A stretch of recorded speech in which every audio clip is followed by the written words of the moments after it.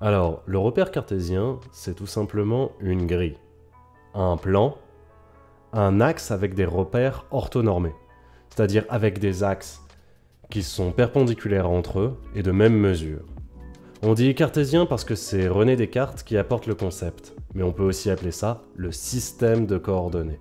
On appelle coordonnées les positions des mesures de chaque axe. Alors, il existe plusieurs conventions pour dessiner ce repère, mais moi je vais utiliser celle que je préfère et aussi je vais faire beaucoup de simplifications. À la toute base, on a un point 0, une origine par laquelle tous nos axes vont passer. En une dimension, je vais avoir une ligne horizontale qui va traverser notre origine et qui s'appelle l'axe des abscisses. C'est représenté par la lettre X, et à droite de notre origine, j'aurai toutes les mesures positives de cet axe, et à gauche de notre origine, j'aurai toutes les mesures négatives de cet axe.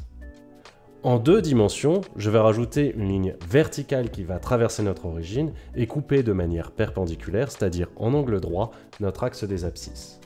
C'est l'axe des ordonnées et il est souvent représenté par la lettre Y.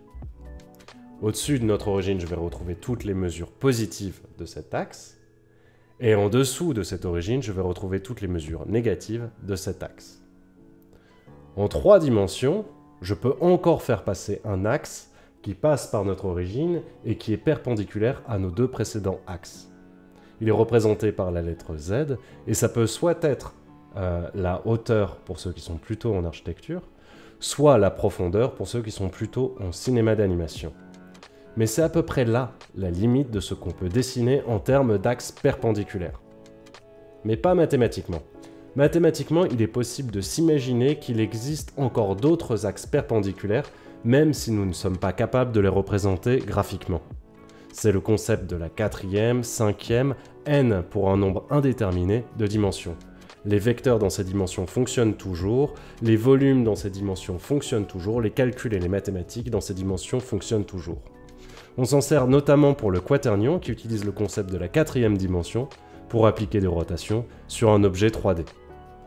Mais pour le moment, nous, on va surtout se concentrer sur le repère en deux dimensions pour faciliter notre compréhension de l'algèbre linéaire et progressivement nous irons vers plus de complexité. Dans le prochain épisode, nous allons voir comment dessiner des points et des vecteurs dans ce repère. Donc, likez, abonnez-vous, laissez un commentaire, suivez-moi sur les réseaux sociaux et on se revoit tout de suite.